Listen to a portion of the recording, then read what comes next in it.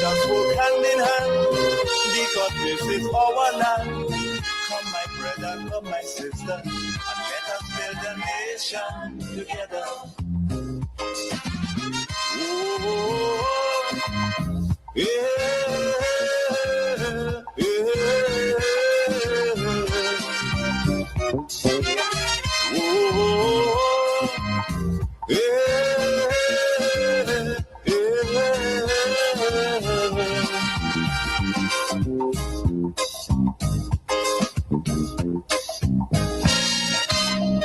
Remember, the key to success is working hard. For our country we must have regard. Forget all your differences, let we start to build. And onward to progress we surely will. Forget all your differences and let we start to build. Because Grenada, Carriacou, and Petite Martinique deserve just that. We need to transform this place. We need to make it better, not just for this generation, but for the next generation and the next generation to come.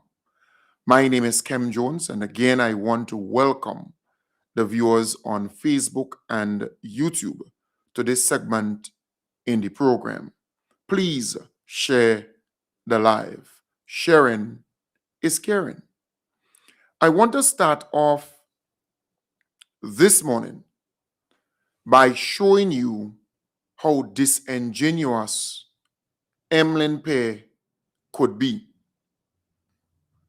Because you hear her from time to time and you believe that she's sincere, you believe that she's a fair player in the field of politics. But the evidence proves otherwise. Something took place in the parliament yesterday. There was parliament sitting yesterday in the lower house. And she made certain pronouncements. Our beloved Prime Minister responded. So she spoke about some questions she asked, maybe in previous sittings. They were answered, but they were answered from the real source. The Transport Commission, they are responsible for transportation. You don't expect the Prime Minister, who is the minister or line minister, to tell you how many students boarded the bus on this day or that day or within this time to that time. You don't expect, because he is a policymaker, just like the folks in Parliament. They're policymakers. So they have to rely on the people in the ministry or the different departments or statutory bodies for the information. But after that stand-up performance by Emlyn Pay in the parliament, she then posted on her page her pronouncements, her statement, what she was saying. But she did not post the response of the Prime Minister. Because, if you make a statement, it is fair to also post the response. So you said certain things, you're not pleased with the answer, you're not this with the answer, then you got a response by the Prime Minister, who says, well, look, if this is the case, if you have an issue with that, we have no problem with signing. If you want to see my signature on it, I could sign it. But you got the answer. But what the woman did was to take just what she said. And maybe she wants to prove a point. Maybe she wants her followers and supporters to believe that she's bright or that she's knowledgeable of parliamentary procedures or she's experienced in the parliament so much so that she can scold or school the others in the parliament. I don't know what point she was trying to prove. I don't know. I can only guess and say, well, I think she wanted her viewers, her supporters to believe that she's some bright person or some intelligent person in that field. But I thought it was disingenuous for Emlyn to post this, because she posted a short version. So Emlyn posts this on her page. Mr. Speaker, as it relates to the questions submitted in my name, just to say that between the... On her Facebook page. So if you visit her Facebook page, you will see this 3 minutes and what? 3 minutes, let me see. Just about 3 minutes and 4 seconds. That's the video that she posted on her page for her viewers, her supporters, you know, the people who follow what she does. And man, they were in high praises and they had all kind of nice things to say. But she did not include the response from the Prime Minister because, you know, it's how she operates. She's disingenuous politically, in my view. She's not authentic politically, in my belief. Mr. Speaker, as it relates to the... And mind you, our Prime Minister handled the matter with grace and with you know, class and with honor. The gentleman was so sincere. In other words, you got the answer. You got the answer. Why make an issue about who signed what? And mind you, if you go back and you check, and I would show you, if you go back and you check under the NNP administration, when questions were asked, right, under the NNP administration, the persons who were signing when they submitted those questions, the answers to those questions to the NDC, the old NDC, the opposition at the time, between 2003 to 2008, right? It was 8 seats for NNP and 7 for NDC. The PSAs were the ones signing, or senior administrative officers were signing, you know, in other words, providing the answers and signing off on it. So lo and behold, she's of the view now that it shouldn't be that way, or it wasn't that way before. That is the kind of sense I get. And it should be the minister doing it. But I will show you evidence where the PSs did it in the past. And there was no issue because the most important thing is that you're getting the answers from the right people, the right department, the right ministry.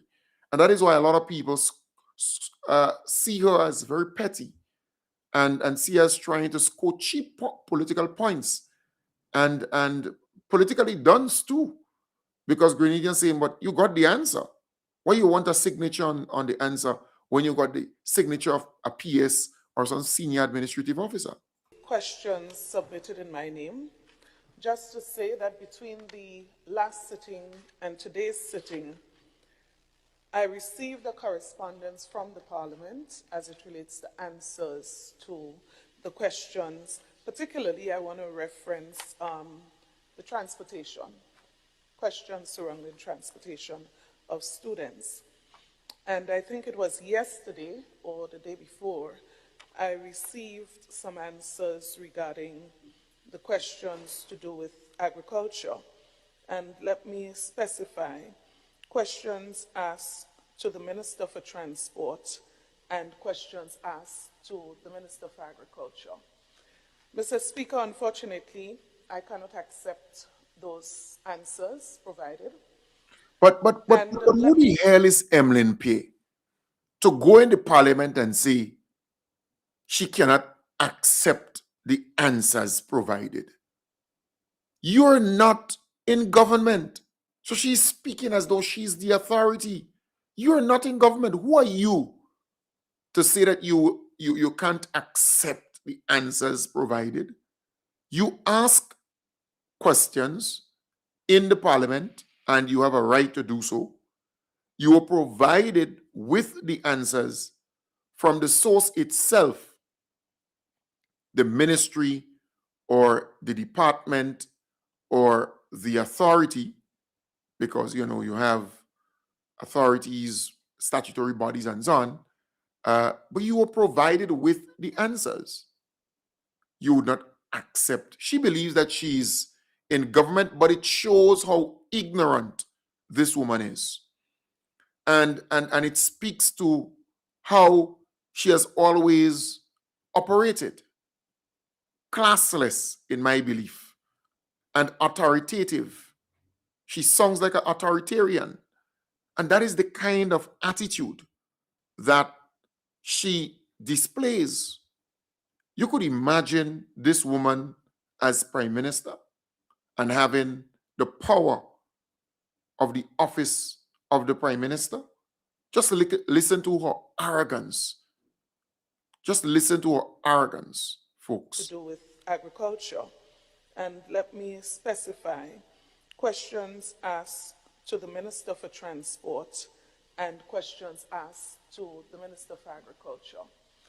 Mr. Speaker, unfortunately, I cannot accept those answers provided. And let me use the opportunity to say that the House of Parliament operates under certain standards and their expectations, established procedures, established norms. When a question is asked of a minister of government, Mr. Speaker, what we expect is a response from the minister of government. So I'm not going to accept a response from a permanent secretary, nor am I going to accept a response from the Transportation Board. If the minister gets a question, and I'm sorry to sound like if I'm having a session on parliamentary procedures. If the minister gets a question, the expectation is that the board can help to prepare the answer. The permanent secretary, of course, can help to prepare the answer. As a matter of fact, the permanent secretary is normally copied on the questions asked because you want to alert your minister that there's a question. But the answer to the question must come from the minister in question. And it is unacceptable that answers to questions are coming from public officers and contract officers within the system. We cannot afford to reduce the standards of this House. So in other words, when I take this answer, I have to wonder whether or not the minister in question even saw the answer. And this is unacceptable. And I'm saying this morning, Mr. Speaker, for the record. Right. So this is Emlyn Pierce speaking, and I put on the screen here a letter, right, with answers, questions asked under the previous NDC, all right, as during the NDC time in opposition, and the NNP was in power, and Emlyn Pierce was a part of the NNP administration for quite a while. She's not new to the NNP. So the letter I'm showing you, right, is one that occurred under the NNP time in office. So the NDC asked question number 7, question number 8, question number 9. So they asked 3 questions, right? 3 questions, and they were answered. So the NNP was in power, and the NNP was asked in the parliament those questions by the NDC. They were in opposition. So in response to question 7, a monthly payment of 7,500 was paid to the former Governor General for use of his personal residence as government house since Hurricane Ivan. All right. So at that time, it was Governor General Daniel Williams after Ivan. So he was in his home and they had to pay him $7,500 for, his home being seen as the residence of the Governor General, the governor, or the government house, more or less. All right. Question 8. According to the ministry's record, Dr. Keith Mitchell received a monthly payment of $4,500 for use of his personal residence following the destruction of the state's residence at Mount Royal by Hurricane Ivan. Question number 8B. The ministry's record shows a total of $166,500. That is for the period March the 1st, 2005 to March the 31st, 2008. All right. Payment ended in March 2008. So that's the answer. Question number 9 refers to the number of persons who received economic citizenship. Attached here too is a list of persons who were granted economic citizenship for the period 1997 to 2002, submitted for your information, and Isaac, Mrs. Permanent Secretary, acting. So she was the acting Permanent Secretary at the time, and she's the one who signed that particular response or providing the answers to the questions asked. All right? So I'm saying permanent secretaries are accustomed to submitting response or answers to questions asked, because they're the ones who are actually in the ministries and they're the ones who will know. So if you're making an issue over a signature, then there should be precedence. Because I am certain during the NNP time in office, when questions were asked, ministers signed them and respond or provided answers to them. Permanent secretaries signed them and provide answers to them, or senior administrative officers signed them and provided answers to them. Right? Or PSs at least, who is in charge of the ministry, and ministers in the past. So it should not be an issue about the signature and who signing it, because you see a PS there. That's the head of the ministry, or the person under the minister, but it's really the head of the administrative arm of the ministry. So to make that an issue is pettiness at the highest level. But this woman posted, Emlyn Pierre posted a video of that particular presentation she made, and what she said in the parliament. She posted a video on her page, but she did not post the response. All right, and I want to give GBN kudos because they posted the response from the Prime Minister, the minister in question. Right? So questions submitted in my name. Just let me. That will tell you the only questions asked of the minister. No response from a permanent secretary. Right. So nor am I going to accept a response from the Transportation Board. Since I guess we're speaking on the adjournment, I'm happy to add my piece on this issue. Are you speaking on the adjournment? Yes, Prime Minister? Go ahead. Mr. Speaker, since I'm the Minister for Transport, I think any cursory research of parliamentary practice will tell you when written questions are asked, responses are provided in writing. Customary parliamentary procedure, desktop online search will tell you that when the questions are asked of the ministers, naturally the ministers will go to their permanent secretaries or financial secretaries or whatever term these various officers may have to obtain the answers, right?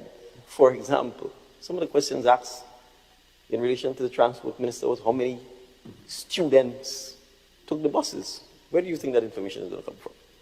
From the persons obviously operating it.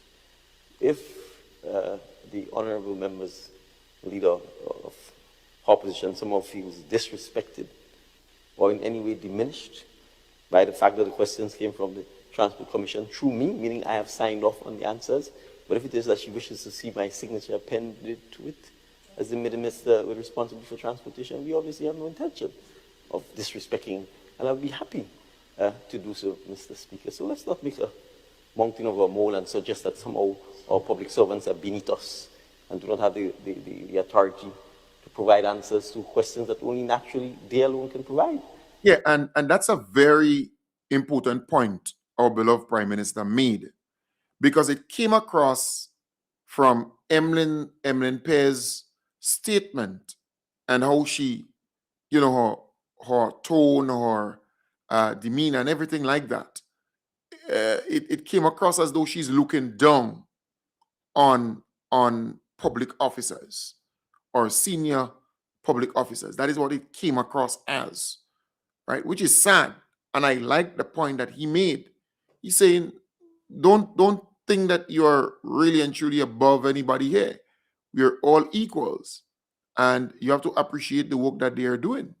And I'll be happy to do so, Mr. Speaker. So let's not make a mountain of a mole and suggest that somehow our public servants are beneath us. Yeah. And look, the NNP, they always view public officers in that way. If you realize NDC's style of governance is totally different from NNP. When NNP is in power, public officers either worship them or fear them. It's simple. And there would be a big wall between the minister and the citizens, or the minister and the people in the ministry. In other words, to see them, it's like you're going to see the king or the queen. That is how they've always operated, like demigods, like they're above everybody else in the country.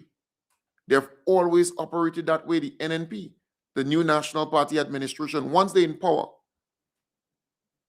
When you see Keith going to a funeral, the amount of security guards, the amount of this, and a big barrier.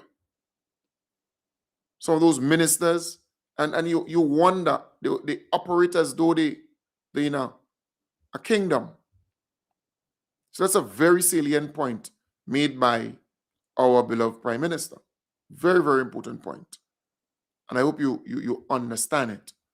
Don't think that public officers are beneath those ministers and so on, or members of parliament, and you don't look down on people like that. But it speaks to something broader. That's how the NNP operates generally. That's how they see people. They have always looked down on people. That's how they have always functioned. But I'm saying she did not include his response to what she said in the parliament on her Facebook page. But she posted what she said, leaving out that part.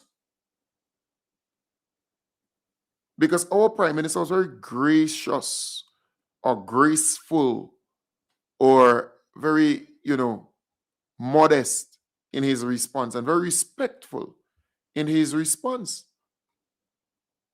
And that is a leader. And do not have the authority to provide answers to questions that only naturally they alone can provide. We as members of parliament and ministers are policymakers. So if you're asking me how many buses, how many students, which zones, etc., how many pigs, how many goats, how many sheep, how many cattle, how many potatoes, then naturally, Mr. Speaker, the answers would have to come from the public officers. And when the responses are sent, obviously the ministers would have signed off on it.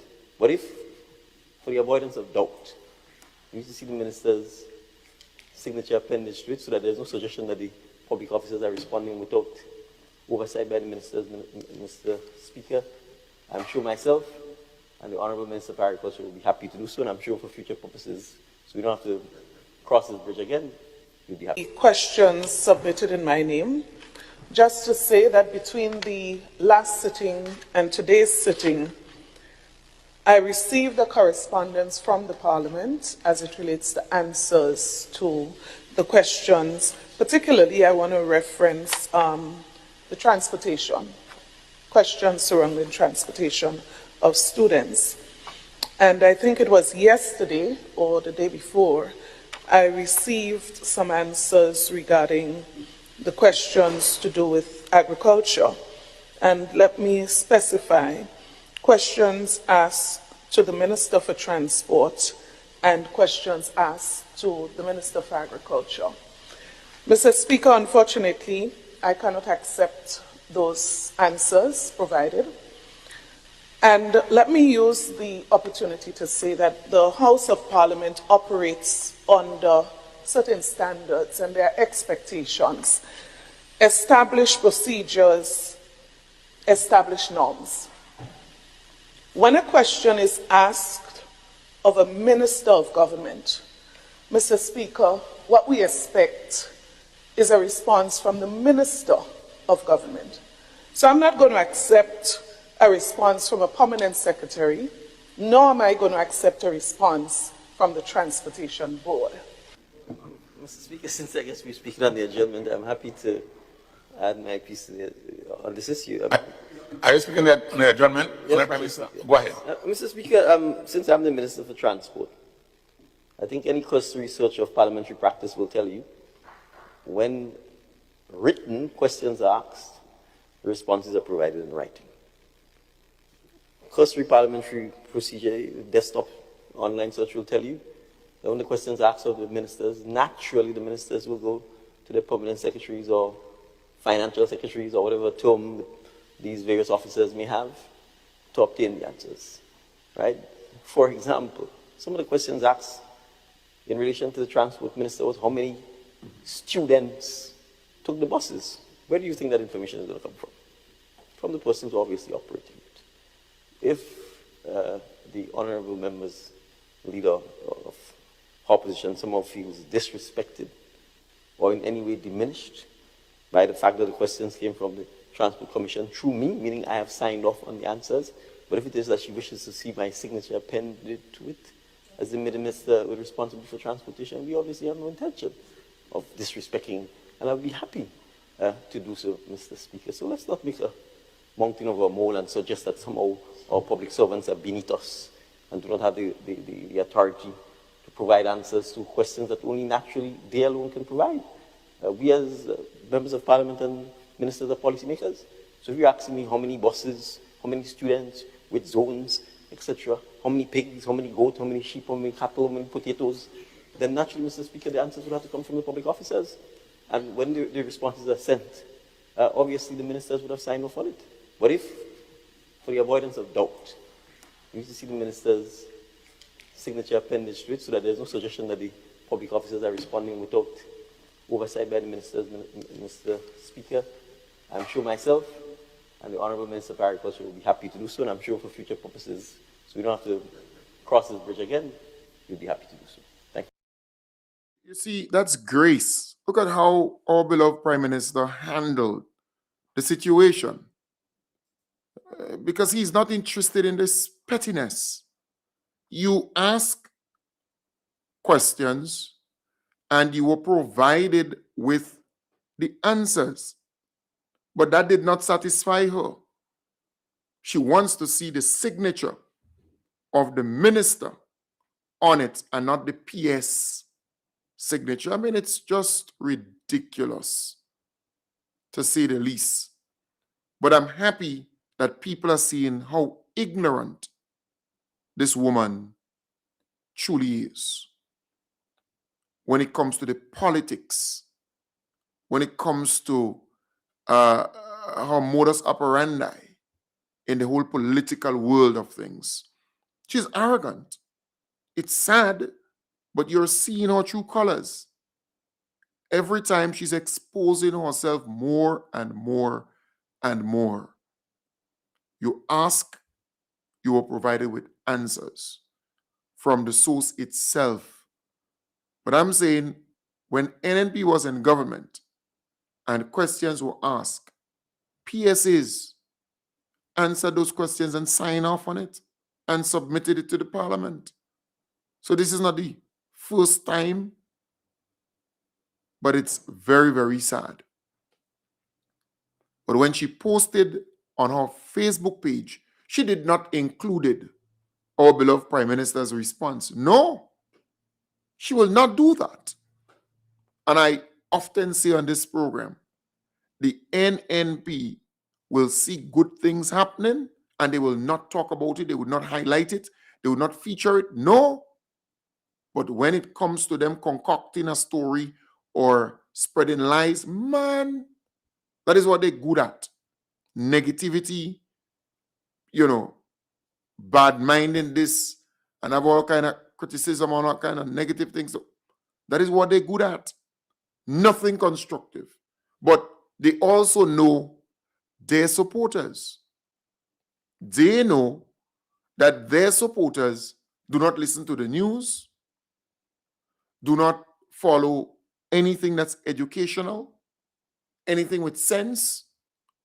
Many of them don't even know what is happening around them. All they do is listen to the NNP or an NNP program or the NNP on the platform. That's all they do. So don't believe that they know that.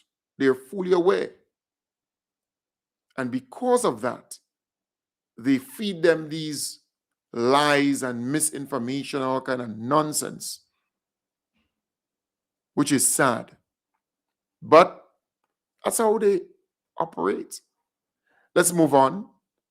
The Maurice Bishop International, the road from the Maurice Bishop International Airport all the way up to Westerhall Point, that has commenced and work is taking place there.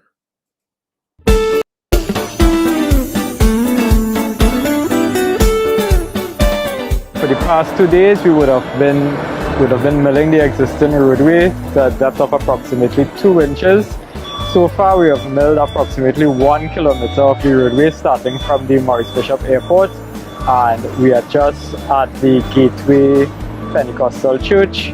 That's where I've gotten at so far for the past 2 days. The challenges we would have faced would have been ensuring that there's a smooth flow of traffic, and I think so far we would have done a decent job at managing the traffic flow over the past 2 days. Paving would commence from the Maurice Bishop Airport bypass road, again heading out. So we are projecting to pave approximately 600 to 700 meters. So similarly to the traffic arrangements over the past 2 days, that same arrangement will continue tomorrow. There's going to be single lane traffic within the area, so at this time in that area there's no need for any alternative routes. We just ask persons to pay attention to the signs and adhere to the directions of the traffic management personnel that you would see around the work area. Right. While the NNP trying to argue and make confusion over who should sign after answers were provided in the parliament, the government of Grenada, they continue to do a lot of work on our roads. And that is very, very important. I cannot wait to see the finished product, right? The completion of that parcel of road from the Maurice Bishop International Airport all the way up to Westerhall Point. Then they have another parcel of road from the Sugar Mill roundabout to Buns Point by the fire station area there. That, the gas station around that roundabout. And there is another parcel, I think it's about 5 parcels of road that they are doing, like major roads. It's another parcel from Tempe all the way up to Monkumar. That new piece of road? They're doing that area all the way up to Monkuma. Then there's another parcel that would take you over the Grande Tang, parts of the Grande Tang. And I think there's another parcel on the western side, So quite a number of roads are being fixed. And that's just the major ones. Then they would go into the smaller roads and fix them. So we are in for a treat here in Grenada because let's be honest, our roads have not gotten serious attention over a lot of years. You're talking about 20, 30 years. Our roads remain the same. All they do is to patch. But now you see they're removing the asphalt, the old asphalt, and they are putting new asphalt completely. So it's not just patch. Yes, the patching continues in some areas, but the major roads, they're getting a real good,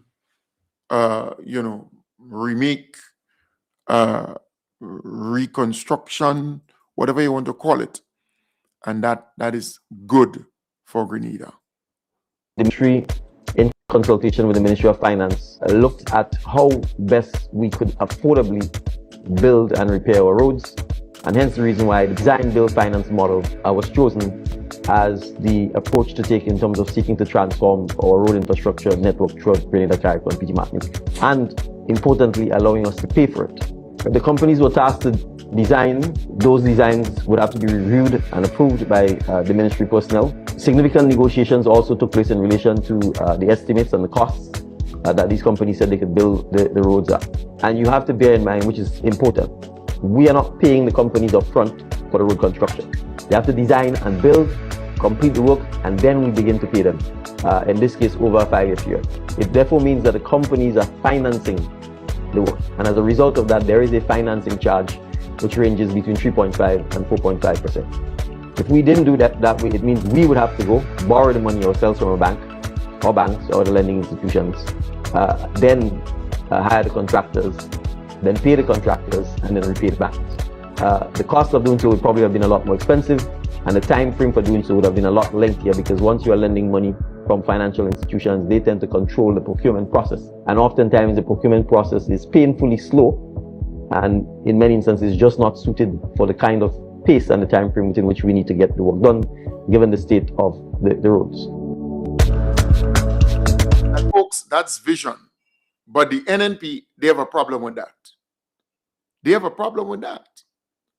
Because, I think I saw it somewhere, somewhere where the NNP was raising issues with that. They build, how he coined it, the bill and something. Hold on. Let me try to get the term that he used. That these companies said they could build the roads up. And you have to bear in mind, which is important, and importantly allowing us to pay for it.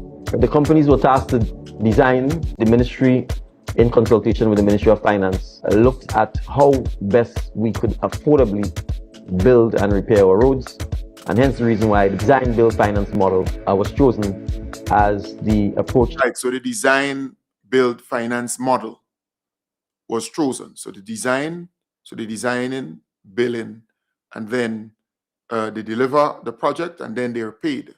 So the NNP, they have a problem with that, because the NNP never had the wisdom to embark upon something like that. I remember Keith Mitchell speaking some years ago about the BOLT system, and it's a system where the company will bill, and then the government will go back and lease it, and then it's like lease to pay, something like that. He used words to the effect like you're leasing but you're paying back. All right, and then you own it at the end. So like you're paying them. So they bill it, they have ownership, but they can't sell it to anybody else. They can't, but the government now then pays a rent or some kind of some amount of money, and then after, let's say, 5 or 10 years, and it's similar that he talked about, but that never came true. It never came true. Some bold system that he spoke about.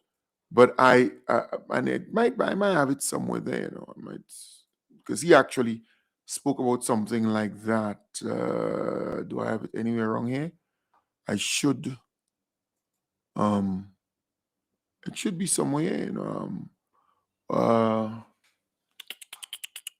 Yep. It was somewhere wrong here in the archive. I don't know where I placed it. Somewhere about the place. Somewhere about the place. Can't remember where. Can't remember where he spoke about. Keith Mitchell spoke about that. Yeah, I don't know if it's, let me see something. Let me just go. I would say that All in the right, next this 6 months, you should certainly see That's it. at least 2 or Fluid 3 technology. other traditional 2013. hotel project start in the country. The Parliament building definitely should be up and running. That's a sizable amount. I think it's about 15 million 15 million. Okay. US. So that should also provide some buoyancy outside it. There is a major manufacturing agricultural project for some part of the country. I don't want to call the name yet because there's a private sector initiative. They're buying the lands and they're investing in increased production in the cocoa and nutmeg part of the estate, and of course development of fruits and vegetable. And they're using a manufacturing component to add value to the local products that they are in fact will be growing there. That expected to be a few hundred acres of land, and expect to be a major country. So we expect to see a couple of manufacturing projects. There's a young man in Birch Grove, you know, that we're web-based to that right. project, and the St. Bernard. Yes. Oh, is he? I visited him before the elections and saw the potential. We have now received a proposal from him to expand the production in the unit and create more jobs, more foreign exchange for the country. Government will clearly have to invest some resources, and I think that's the kind of project country will support. So that's another one. There are possible ecotourism project for a couple of areas in the country, and some of the projects that were stalled. For example, this project in Bacalet Bay. The people are close to moving forward once again. So I expect that will move, and I expect to see a few road projects started within the next 6 months, and major road projects. Another thing to look at, we have a number of initiative. One, for example, that could see startup within another 2-3 months. We know we need a new prison. For sure. We can't continue. Yeah. So there is a private sector institution who have done it in the region before. They are going to do a bold system. They are Right. really- Take in terms of seeking to Right. They are going to be doing the project, and there's a turnkey system, and then lease it to government. Right. So that is what I wanted to hear. So it's a bold system and some kind of turnkey system, and then they're going to do the project and then turn back and lease it to government. Because that was in 2013. So government will pay the lease. So the government will be paying a lease. In other words, we won't have to come up with any resources now within the next 2 years. Right. So in other words, we don't have to come up with any resources now within the next 2 years. But I mean, all those projects that he talked about, 99% of them did not come true. Right? 99%, the prison complex, the police complex, the Governor General House, all these things, and them that he promised, they did not. So that's something that. Right. Also the Governor General's house. Right, the Governor General's house. And it's a whole list of projects, but 99% of them did not come true. But I'm saying, so our Prime Minister spoke about this and he said, look, we going to have these companies design, build, right? So they're designing with the ministry and so on. Then they're going to build and they're going to deliver. And then we're going to pay. So we're going to complete the project and then we're going to pay. And I love that. That's the way to go. So this guy, I think is the general secretary of the NNP, he has qualms with that, asking questions and that kind of Very thing. Nothing wrong with that. concerned as a young professional and a young person But this guy, to me, is not grounded politically. Right? Poor fella. He's not grounded politically. in this country. When I look around and see what's happening, He's becoming the laughing stock of the NNP. this bill designs contracts, and I want you to understand from a guy who's just 35 and how I feel about it. While he may hail it that these are great contracts, I want you to ask yourself, and you're going to ask the ministers, have you seen any of the terms and conditions for these contracts? Has the government announced what is the cap value of any of these contracts? Will they announce it? Based on their Well, you see, this guy does not have a lot of political sense, because the same way Emlyn Pierre is asking questions in the parliament is the same way she can ask for disclosure of all of these projects. She can ask for the details, the costing, the this, the everything for all of these projects. So this guy going on a platform of the NNP and talk this nonsense in the midst of all of these people who should know better. Emlyn Pierre, Kate, and whoever was there, right? I think Emlyn Pierre, whoever they feature in this thing, there, the NNP meeting. I'm saying that they know that they can go into parliament and ask for disclosure for everything there. It's like, come on.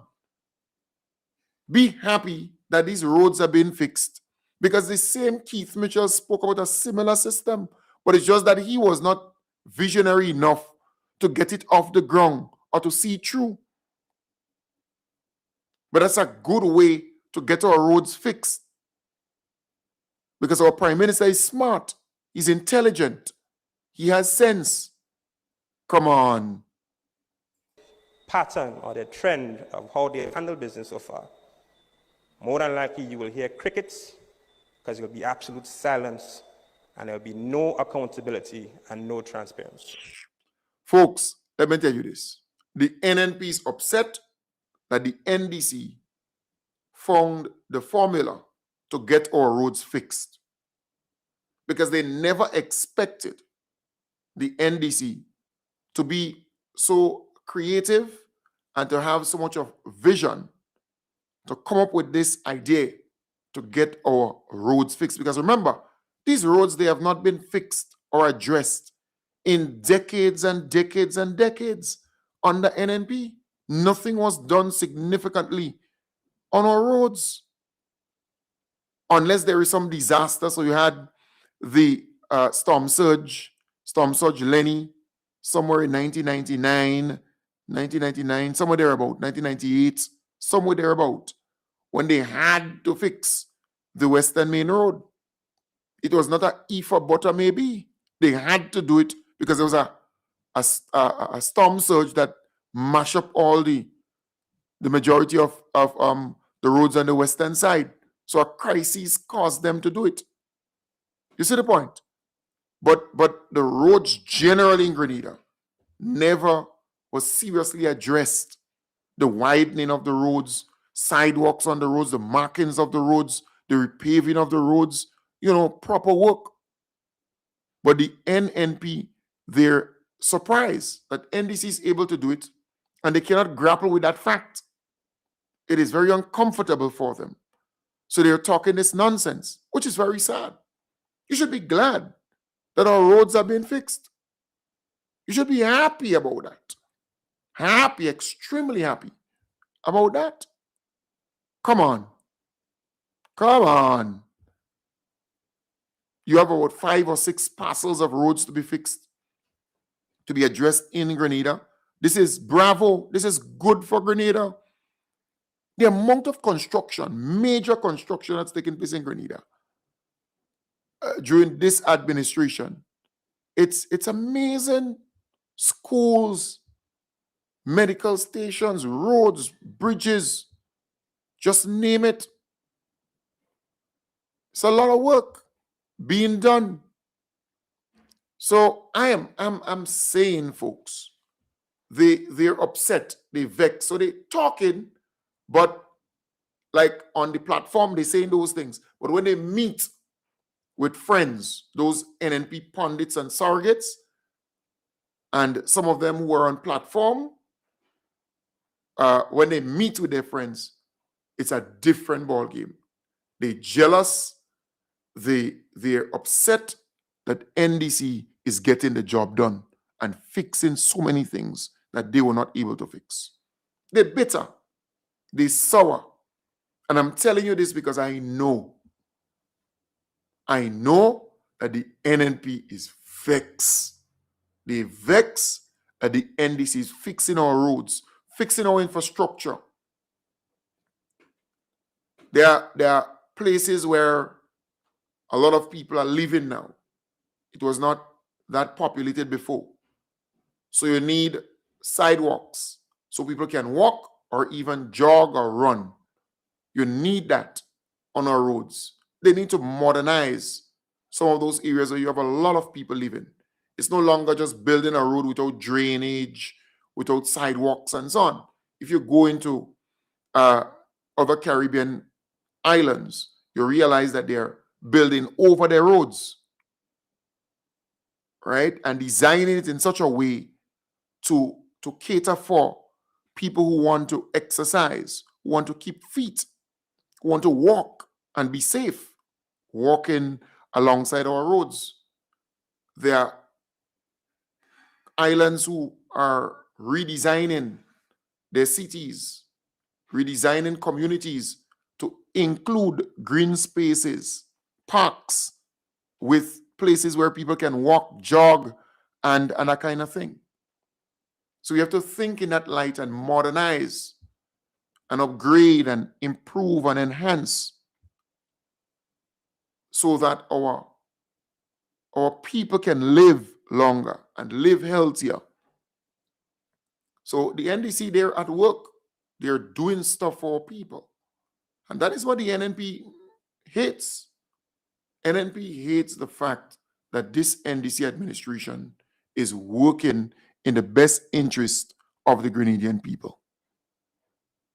You look at the swimming, well, the pool, right, at Good Hope that they normally use for swimming and training and all that stuff.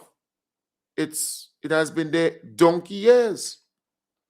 The NDC came into power and they decided we are going to build a modern pool, swimming facility at the stadium, within that vicinity, the vicinity of the stadium or on the property of the stadium, a world-class facility. And that is what you need: vision, foresight. Somebody who's going to say, boy, we could do it. Let us come up with what is required and seek the financing and get it done. I am saying we need to give kudos, thumbs up to the NDC administration. They're not just talking, they're getting it done. They're getting it done. And the NNP, they're upset with that. They vex. They vex with the fact that the NDC is not just talking the talk, but they are walking the walk. And who wouldn't like to see our roads have sidewalks, even if it's not on both sides, but at least one side? If you have room for both sides, no problem. Properly marked, where people can walk safely. Come on. The NNP been in power for so long, but they never had the vision. They just did things the same way. NDC came in and they're trying to change things for the better. Folks, I want to wish you all the very best. Take good care. Have a wonderful... Oh, before I wrap up, you see this whole campaign by some people up there in Mondo, well, the Woodford area, right? There seemed to be a campaign being waged against Renault. So they're targeting Renault and they would try to get anything to target Reno because they don't want Reno there. They have no problem with the other asphalt plant being just around the corner. They have no problem with that. All right? So yesterday I was sitting in my veranda and a gentleman came up to me, alongside my fence, right? Because, I'm fenced where I live. And he said he's not political, but he listens to the program, right? And I want to believe I know where he stands politically, but he's not a guy who wears any political cap. He's for Grenada. And he says to me, or he said to me yesterday, he once worked with Grenlec. So he was a meter reader. And that area was a part of his job for many, many, many years. But he's now retired, right? He said he retired in 2018. 2018. Yes, 2018. And he said that he had to park his vehicle on the main road and walk up in that area because he couldn't drive his vehicle. And that's 10, 15 years ago. Drive his vehicle up that road because the roads there were damaged badly, right? And even some houses were showing cracks and signs of that because the road didn't have proper drainage and the road was terrible. It was bad. But now Reno is in the area and they want to blame Reno for what is happening with the road in that area. And mind you, the government already has a contract and work already started on that piece of road to improve it and to better it. But you see, those folks who are speaking, they are so filled with malice. They don't like progress. They're enemies of progress. They don't want to see progress. But you know what I love the most? Anna Augustine did a piece because, Ali Gill was on, well, I don't know if it's a platform, but by Hector Shop, this guy who was at the NNP meeting, and I think he prayed and he had all kind of things to say. I know him in that area, I think, of Brooklyn, but he was in the flat there. It's a shop that he operates. I don't know if it's his or whatever, but they had a meeting there. And Ali Gill spoke, right? Ali Gill spoke at that meeting. And Anna did a story. DPM caretaker for St. John calls for the resignation of Minister Kieran James. Boy, you had 304 comments, and nearly all of them were against Ali Gill. They roast him. I'm telling you, he would be ashamed to even go and look at that post. And that is why I say to people, Grenadians are not stupid. And Grenadians are the best judges out there. The best. You could say what you want about Grenadians, but they're not stupid. They're intelligent. They're smart. And they know that Ali Gill doesn't want because Ali Gill was a minister under the NDC time in government, the past NDC. I think he was the minister for culture or something like that. He was a senator and he was a minister. And I asked Ali in the past, what have you done for St. John during your time in power? During the NDC of 2008, 2013.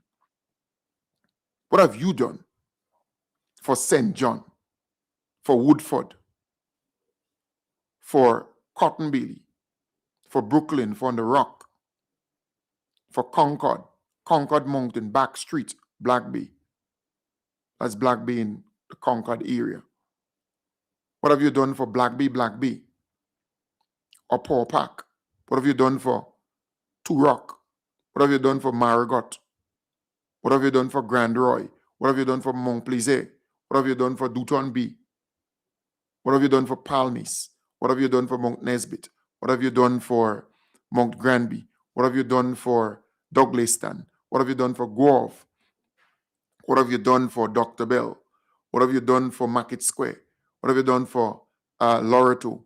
What have you done for Greasy Hill? What have you done for Brothers? What have you done for Florida? What have you done for Cloget? What have you done for Central Gulf Estate? What have you done for St. John? I want to know. What have you done during your time? Because you were in government. You are a minister. I think Minister of Culture. Stand to be corrected, but I think it's Minister of Culture. Something like that. All right, and maybe I can just Google or make a search, AI search. Here, Ali Gill,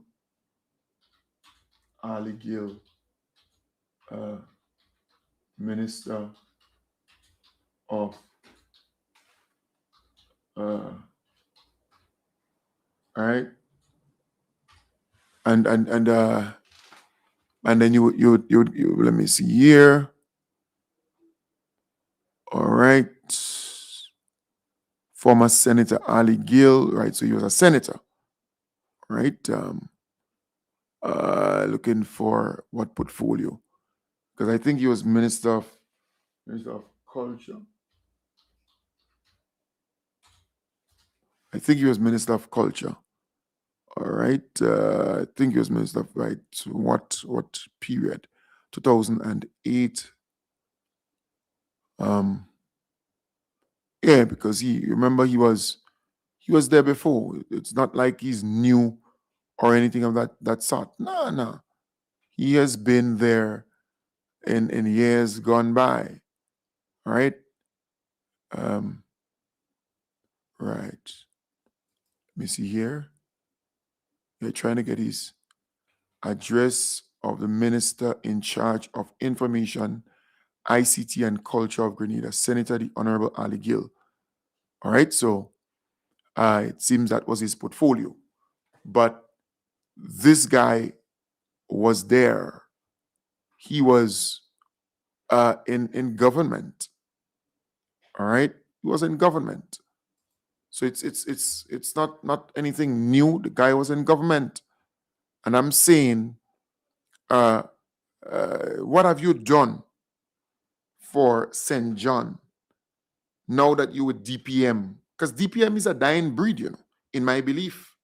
And we are getting stories that people who defected to DPM from NNP, who left NNP, go to DPM, a lot of them now regret doing so. That is the information that we are getting. So it's rumored, it's alleged that a lot of them are going back to NNP. All right, so DPM is a dying breed. And I have always said it's two parties in this country. You have NNP and NDC. That's what it would be for a very long time. But I'm asking, what has this guy done for St. John? I am from St. John. I am from Grand Roy. He's from Marigot. That's the next village. All right? So before Grand Roy, you have Marigot. That's where my sperm donor came from, Marigot. And it's alleged that Ali is his family or some kind of thing like that. All right? Some kind of family. But it's a sperm donor I have. It's different. So I'm saying to you, Ali, well, tell us, what have you done? Because he's jumping on any horse because he wants to ride any horse he's jumping on politically. This guy has not done anything significant for St. John. I want to know. But these guys, they are good at playing games and yap. But they roast him, boy. The amount of blows this guy got under that post, the amount of blows he got. I mean, after a while, I felt sorry for him. Trust me. But Grenadians are smart. Grenadians are wise people. They're wise people. So they know that the NDC is doing well. They know that the Honorable Kireen James is genuine. She's sincere about the people of St. John, right? So it's clear cut. Clear cut. You see the guy talking about this nonsense, the Grenadian people. And nobody told them to go under Anna's post, Anna Augustine's post, and comment. They're doing so at their free will. So Grenadians are smart. Folks, I want to wish you all the best. Have a wonderful day. I will be back with you tonight in the hub. Take good care.